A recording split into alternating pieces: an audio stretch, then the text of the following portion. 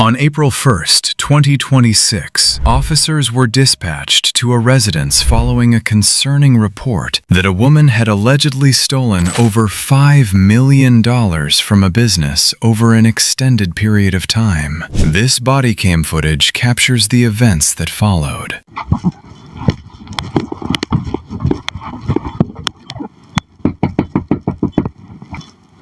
Hi.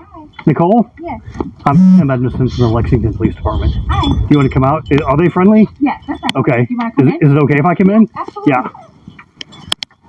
Thank you. Hi, guys. Say hi. Are you here by yourself? Yes. Okay. All right. So you have a warrant for your arrest. I do. Yeah.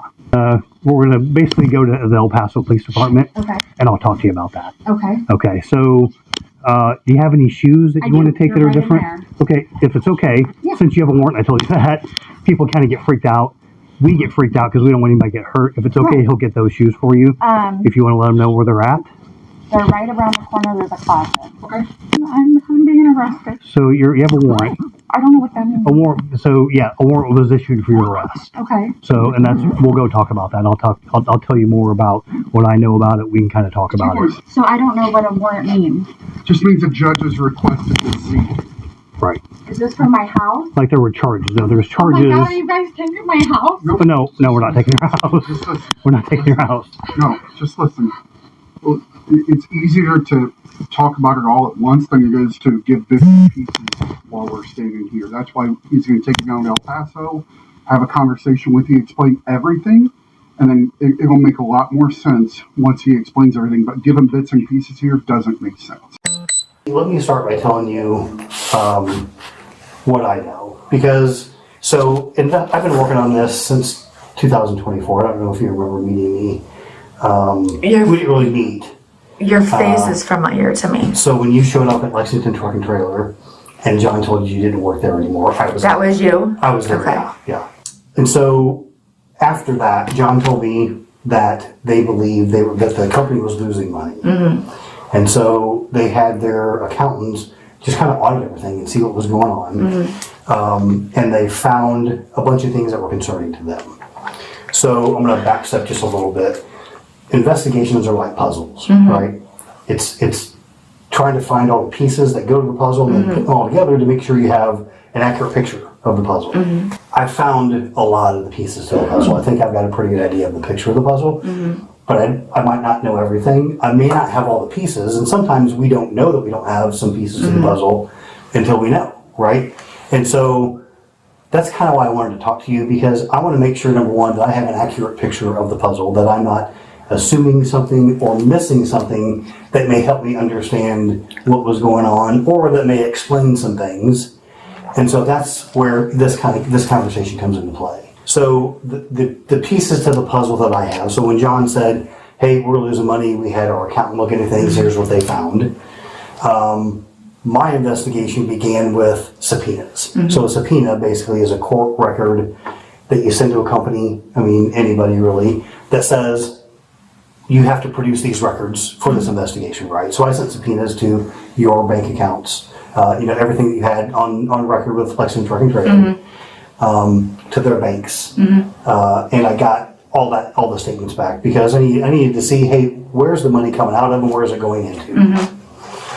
So I did that. And I mean, you know what we found. Multiple payroll transactions that weren't authorized payroll transactions. So they also, when they did the audit, found credit card statements. On the credit card statements, things that didn't appear to be business transactions. Okay. Like Walmart, Amazon, some other things. Okay. And so I did the same thing with Walmart and Amazon. I sent them subpoenas and said, All right, let's dive into this case. On April 1st, 2026, officers arrive at a residence with a serious allegation. A longtime employee was accused of taking millions from the company she worked for. What began as an arrest quickly became a deeper investigation into trust, money, and hidden conflicts. hey, I want information about all this stuff, what it is, who bought it, where to get it shipped, where to get picked up, who picked it up, all that stuff. And I get all that stuff back. So basically what I did is I looked at everything, put it all together, And that led me to you and where we're at today. So, do you want to talk about that? Do you want to tell me, what was going on with Lexington Truck and Trailer? I mean, I know that you and Mary Jo were the two that did payroll, right? You guys are responsible for doing payroll. Yeah. You did it in QuickBooks. You were authorized to make purchases for the company using Greg's card or John's. I'm not sure how you picked whose card to use. I know that's really irrelevant. They were on file, and I was not the only one making Amazon purchases. Okay. But there was a lot going on at Lexington Truck. Okay. A lot. It's okay.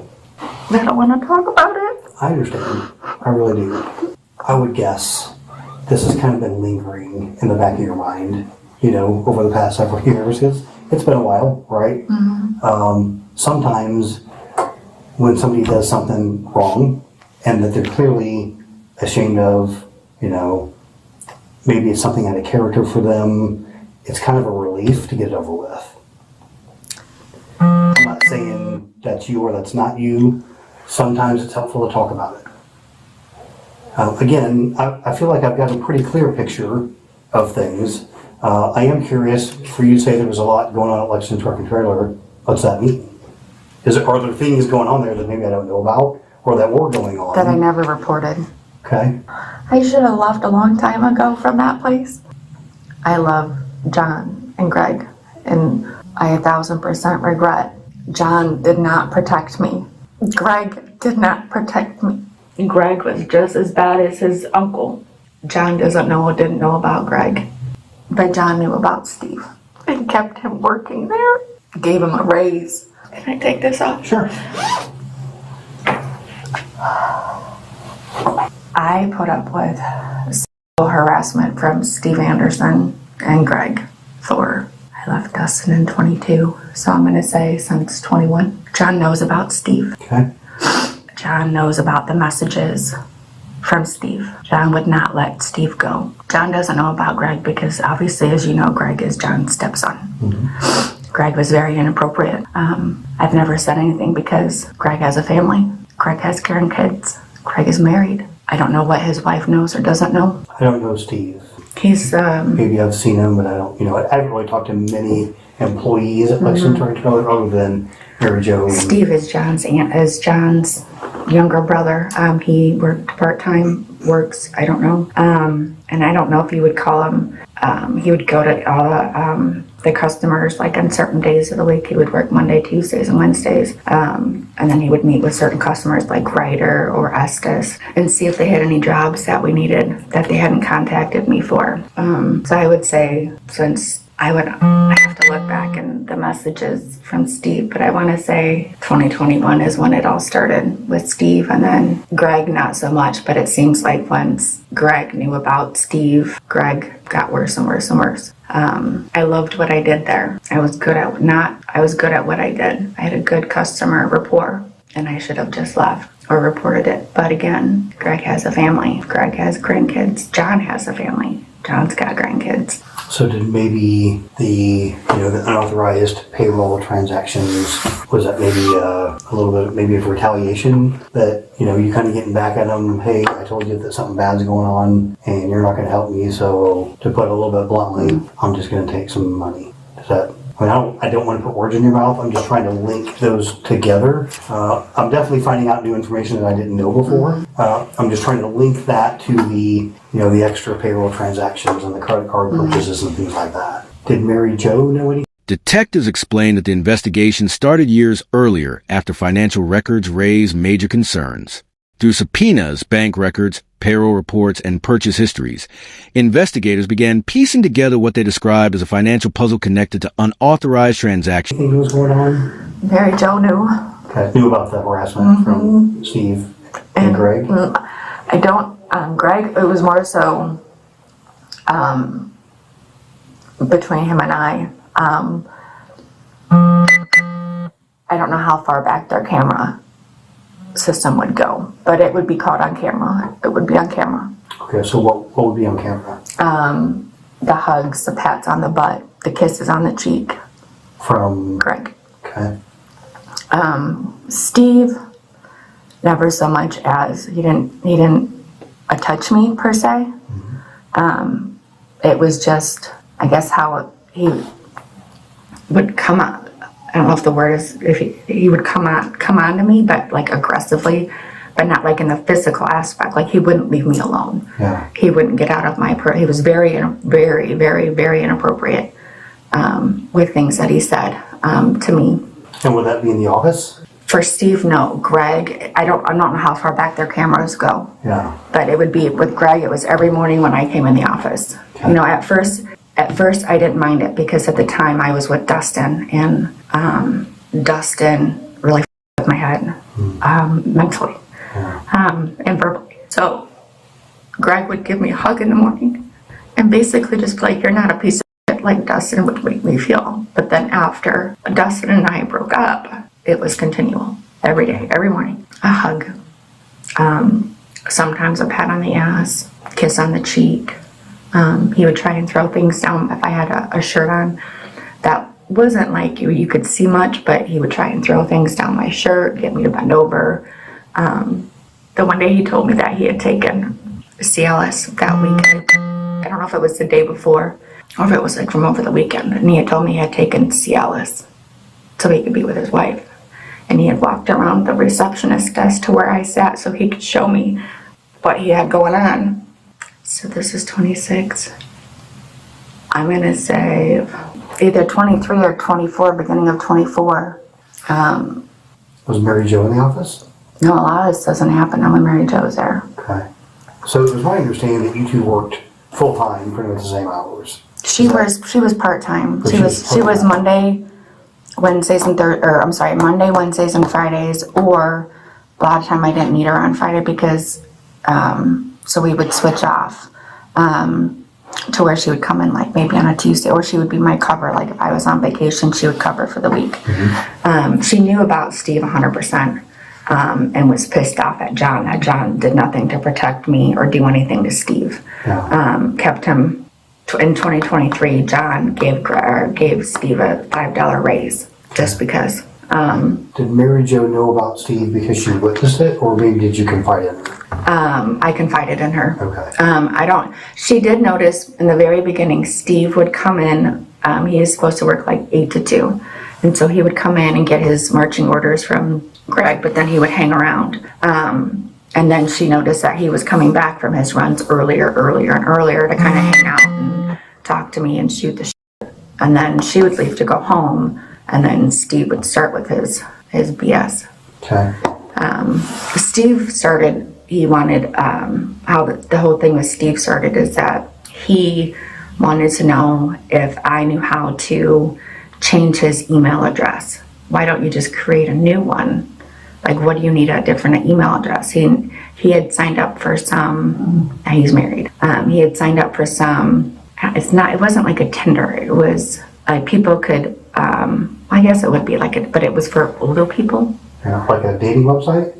Kinda, but it was like more for like booty calls. And I was like, well, I'm not gonna help you do that. I said, I don't condone cheating, and I'm not gonna set that up for you. Like, absolutely not. Well, then it kind of evolved. Then him and his wife were having problems with their marriage, and John and Joanne were out west on some RV trip, one of their RV trips back in, I want to say 21, 22. No. Judge Vonda enters the discussion as investigators examine the complicated story behind the accusations.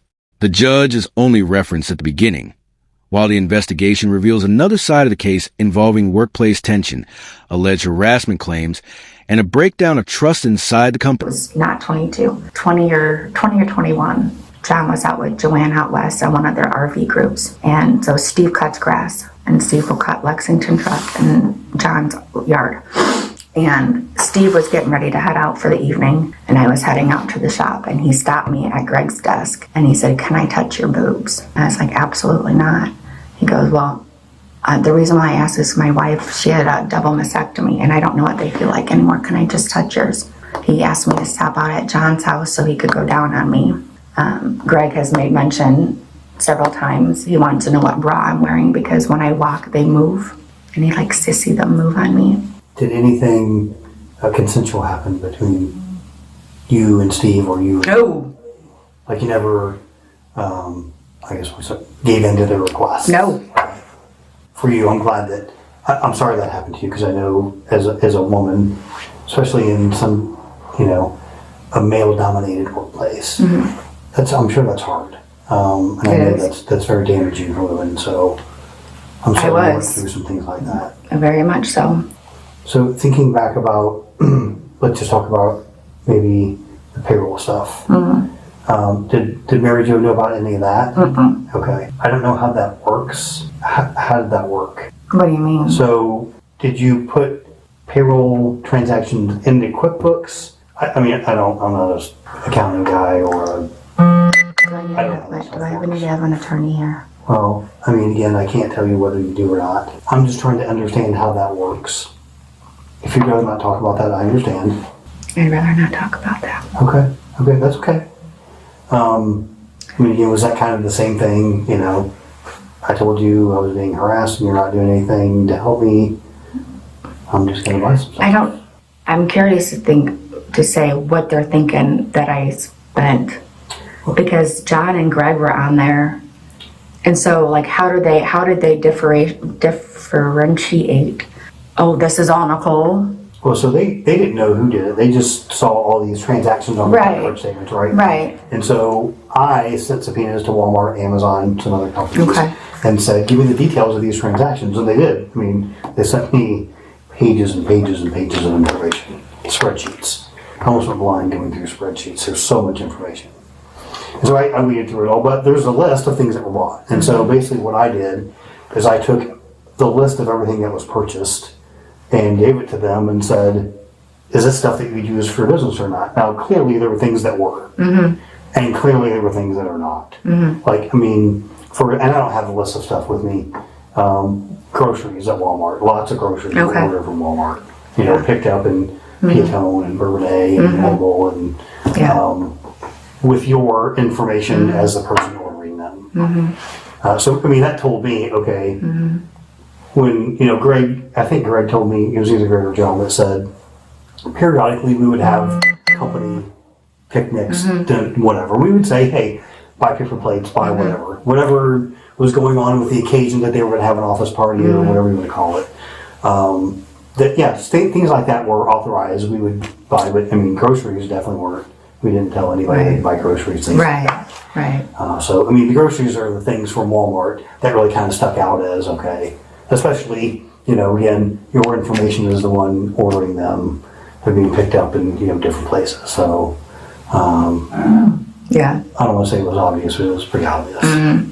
So, was there anybody else involved with that?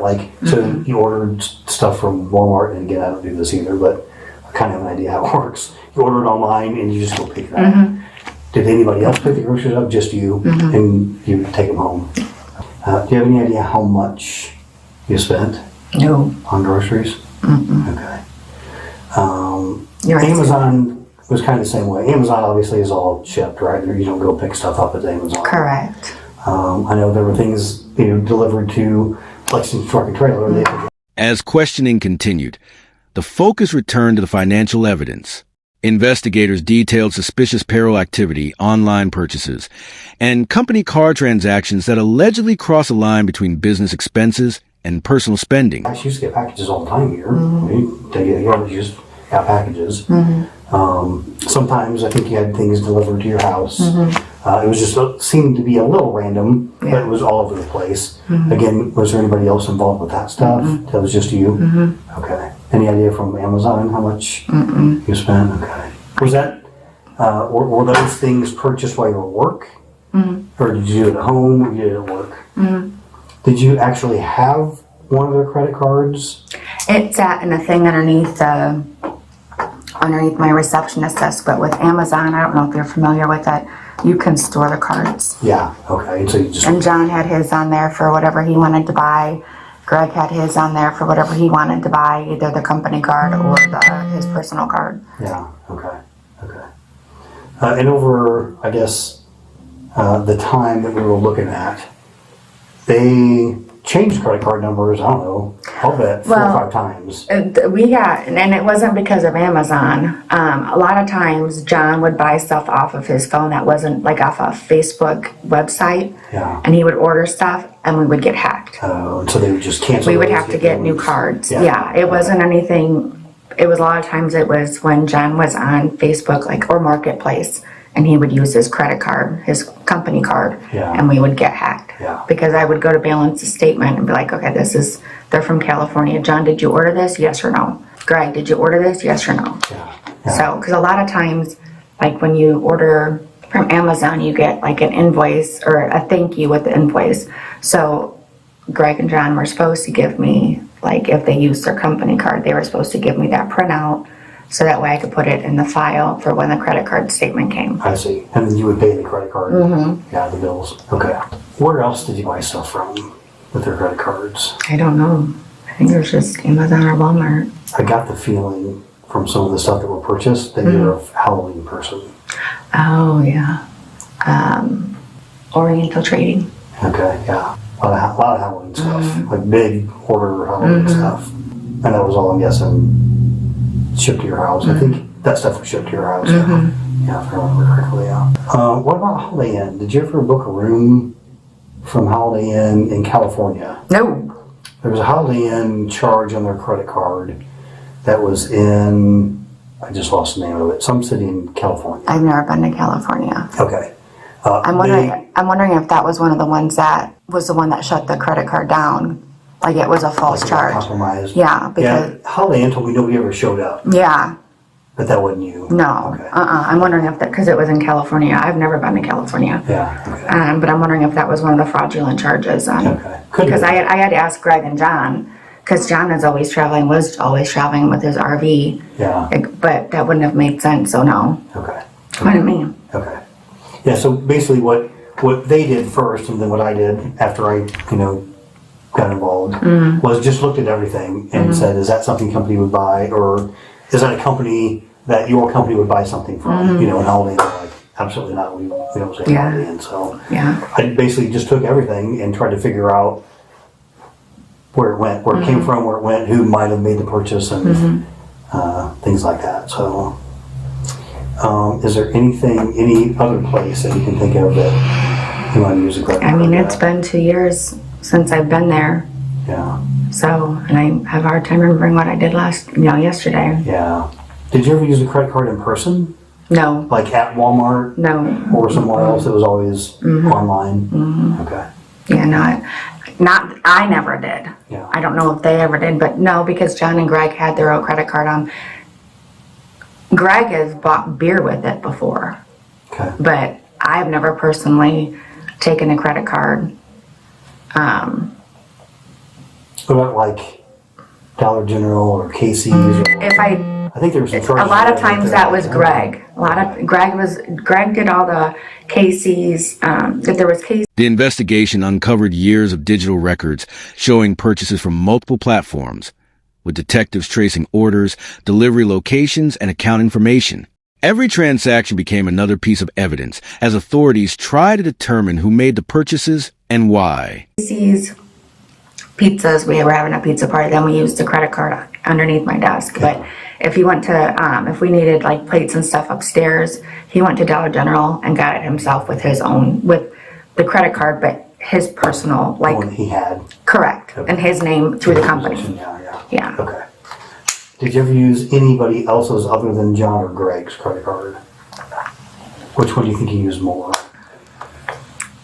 Greg, the company Greg one. Okay. I feel like you're being very honest, and I appreciate that. I just want you to know I appreciate that, because I know this is hard to talk about. It is. And I just want you to know I appreciate you being honest. Because, a lot of the questions I ask you, I know the answer to. I'm just looking for honesty and or maybe a little bit more of an explanation, because maybe I don't have the full picture. I know you don't want to talk about the payroll stuff. The payroll stuff is kind of pretty cut and dry, almost. I mean, it came out of their account, went into your account. So, and again, basically I just took all those and mark the ones that were on payday and the ones that weren't on payday, and that's how I came up with those. I guess the biggest thing what's going to happen now. Yeah, so since you have a warrant, a warrant basically means, so when someone gets arrested, right? So let's say you stole a candy bar from Casey's. That's, whenever cops talk about thefts, we always pick candy bars from a gas station, I don't know why. We would show up, we would arrest you, take you to the county jail, and you would post bond. If it's so a candy bar, probably you wouldn't post bond because it's a low offense. The higher the offense, the more your bond would be. Well, several years ago, the state of Illinois passed a no bond bill that says nobody has to pay bond anymore. If you get arrested for something, you still can go to the county jail, or you can go to a different jail. You get fingerprinted, take your picture, and then you get a court date. So nowadays, there's no bond. You don't have to post bond. Okay. If it's a felony offense, here's our felonies. So you have 2 counts. I'll explain those in a minute. Okay. If it's a felony offense, you have to see a judge. Okay. In order for, and I'm going to try to explain this. Maybe I shouldn't because it's not my side of the law and justice system. But there'll be a hearing. The state's attorney has to tell the judge whether or not they want the judge to hold you in custody, as opposed to letting you go until your court date. They would have to meet a burden of proof for the judge to hold you in court or in jail until your court hearing. Okay. Typically, that threshold is: are you a danger to society or not? You're not a danger to society. So likely what will happen, and don't take this for exactly, because I'm not part of that process. I'm part of the process of, I take you to the county jail, they process you and do their thing, and I leave.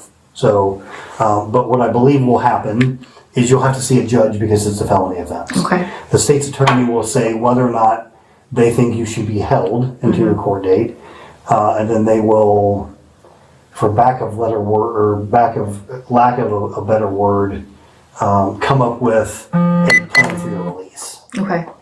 So I don't know what that would look like. I don't know what arguments they make. I don't know. So when you say go in front of the judge, I'll be there when the state's attorney is trying to decide if I need to stay until court or. Right. So what used to happen and what still happens is if you get arrested, so they have court every day at 1:00. Okay. For custody hearings. So if you get arrested, you're in custody, you get taken to the jail, it's a felony, you go to a custody hearing. Okay. Well, the custody hearings are at 1:00 every day, I think. They used to be at 1:00.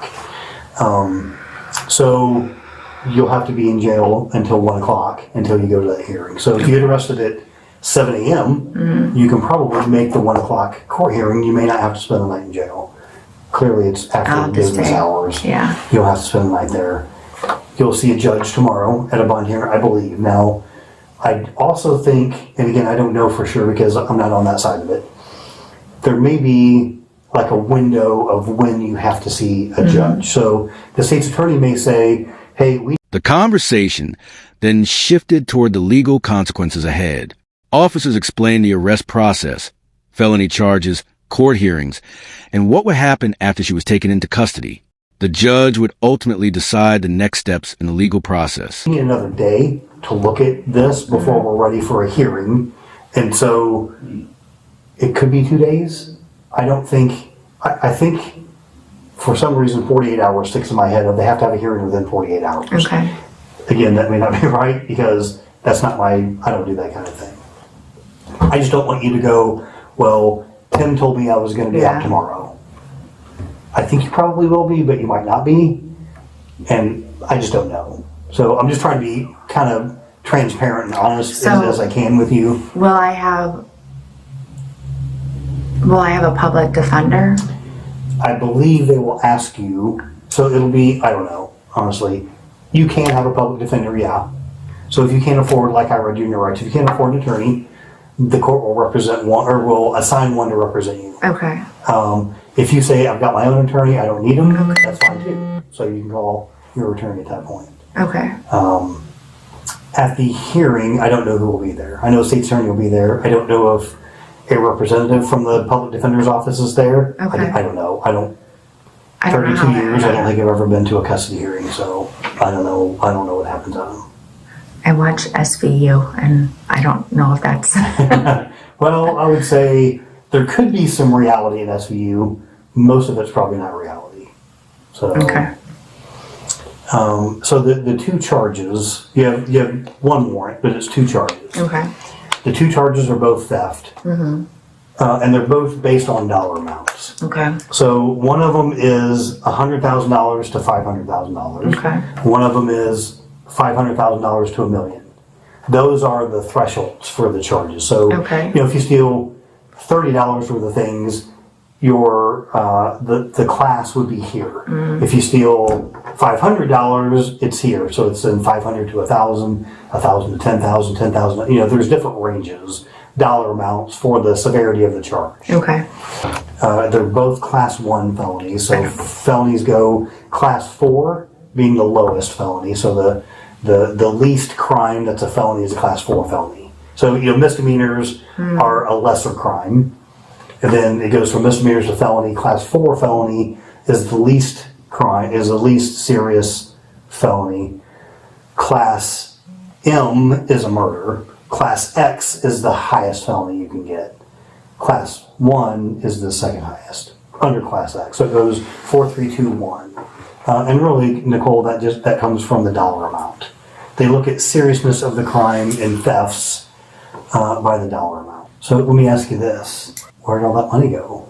That's not something I want to discuss. Okay, that's okay. You don't have to. From my perspective, it's always interesting to know, well, what's that person doing with all that money? Are they, living a high roller life? Are they paying medical bills? Do they have a sick kid? You never know. You never know what drives someone to say, I need more money, and what they spend it on. So, it's always not necessarily interesting, but sometimes helpful to know, to maybe give a little bit of an idea of the character of the person, what are they doing with all that money? It appeared from the beginning when you first started having the payroll deposits, they were, I don't want to say a reasonable amount, they were an amount. But then over time, it seemed to get more, almost like you're getting a little more brave. Back in 2023, there were way more deposits into your account than 2022, than 2021. And During the investigation, detectives also looked into separate allegations that one of her coworkers had engaged in inappropriate behavior. However, after reviewing the available evidence, investigators determined that those allegations were unsubstantiated. There was not enough evidence to prove that the alleged behavior had occurred. Once that part of the investigation was completed, detectives turned their attention back to the financial allegations involving her. Their findings revealed that she had allegedly been stealing from the company over an extended period of time. Investigators concluded that the thefts began on or around February 3, 2021, and continued for several years. By the end of the investigation, the total amount she was accused of stealing was estimated to be between $1 million and $5 million. By the end of the investigation, authorities alleged that the financial activity continued over several years, with losses reaching between $1 and $5 million. While separate workplace allegations were reviewed, investigators concluded the strongest evidence centered around the alleged theft case that brought officers to her door.